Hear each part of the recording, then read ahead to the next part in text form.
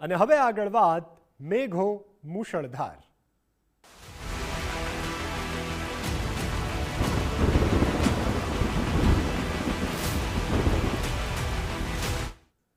હવામાન વિભાગનું nowcast bulletin જાહેર.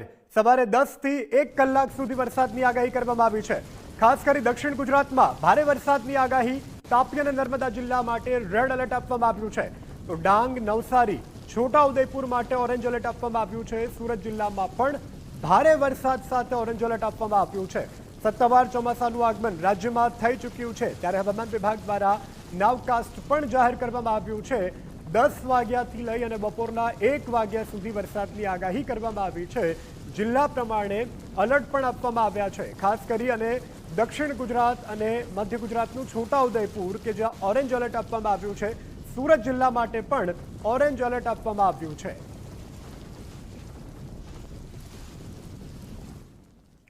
તો મુંબઈમાં ચોમાસાની ધમાકેદાર એન્ટ્રી થઈ ચૂકી છે. મુંબઈમાં 5 કલાકમાં 4 ઇંચ જેટલો વરસાદ.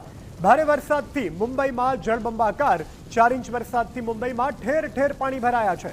કિંગ સર્કલ, અંધેરી અંડરબ્રિજ પાણીમાં ગરકાવ થયા છે. ખાસ કરી ચૂનાવટ્ટી અને જોગેશ્વરી સહિતના વિસ્તારોમાં પાણી ભરાયા છે. 2 દિવસ મુંબઈ અને થાણેમાં વરસાદનું યલો એલર્ટ આપવામાં આવ્યું છે. ખાસ કરી મુંબઈમાં આવેલા જેટલા પણ સબવે છે, દર વર્ષની જેમ આ વર્ષે પણ સબવે પાણીમાં ગરકાવ જોવા મળી રહ્યા છે. સિઝનનો આ પ્રથમ વરસાદ માયાનગરી અને આર્થિક પાટનગર ભારતનું મુંબઈ કે જ્યાં પાણીની રીલમછેલ જોવા મળી રહી છે. મુંબઈમાં ચો તરફ અત્યારે જળ જમાવડો જોવા મળી રહ્યો છે. આ જળ જમાવડાને કારણે મુંબઈકરનું સામાન્ય જનજીવન પણ અત્યારે અસ્તવ્યસ્ત જોવા મળી રહ્યું છે. રેલવે ટ્રેક પણ પાણીમાં ગરકાવ થયા છે. જોકે કોઈ માઠી અસરોના સમાચાર હજુ સુધી નથી. મુંબઈમાં આ વરસાદનો શ્રીકાર જોવા મળી રહ્યો છે. નર્મદાના સાગબારા અને સેલંબામાં પણ ધોધમાર વરસાદ પડ્યો છે. સાગબારામાં ભારે વરસાદથી ચારેકોર પાણી જ પાણી. ધોધમાર વરસાદને કારણે નદીઓમાં પૂરની સ્થિતિ સર્જાઈ છે. સેલંબા પાસે એક મહિના જૂનું નાળું છે તે ધોવાયું છે. પ્રથમ વરસાદમાં જ પૂર જેવા દ્રશ્યો પણ સર્જાવા પામ્યા છે. સેલમમાંથી મહારાષ્ટ્ર તરફ જતો મુખ્ય રસ્તો બંધ થયો છે. નર્મદા જિલ્લાના 5 તાલુકામાં વરસાદ ગેરહાજર છે. સમગ્ર નર્મદા જિલ્લામાં વાદળછાયું વાતાવરણ જોવા મળી રહ્યું છે.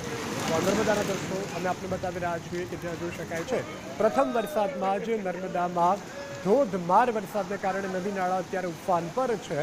અને 1 મહિના પહેલા બનાવેલું જે નાળું છે તે પણ આ વરસાદી પાણીની સામે ટકી ન શક્યું અને તે પાણીમાં ગરકાવ થઈ ચૂક્યું છે. જે રીતે આપ દ્રશ્યોમાં જોઈ શકો છો, સાંભેલાધાર વરસાદ પડ્યો, જેને કારણે મુખ્ય બજારોથી લઈ અને નદી નાળાઓ અત્યારે ચો તરફ જળબંબાકાર જોવા મળી રહ્યા છે.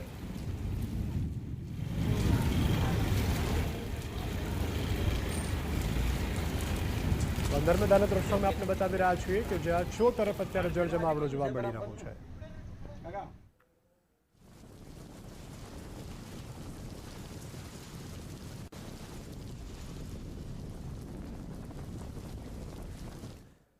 નવસારીના ગણદેવી તાલુકામાં મોડી રાત્રે વાતાવરણમાં પલટો આવ્યો. ગણદેવી અને બિલીમોરા શહેરમાં રાત્રે વરસાદી ઝાપટા પડ્યા.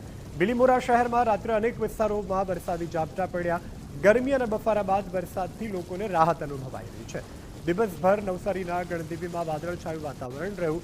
અસહ્ય બફાટની વચ્ચે મોડી રાત્રે એકાએક જ વાતાવરણ પલટાયું અને આભમાંથી વરુણ દેવે અમી વરસાવી. આ અમી વરસાવતાની સાથે જ લોકો પણ ખુશનુમાન છે, વાતાવરણ પણ ખુશનુમાન છે. લાંબી રાહ જોયા બાદ મેઘરાજાના અમી છાંટણાથી ઠંડકનો અહેસાસ.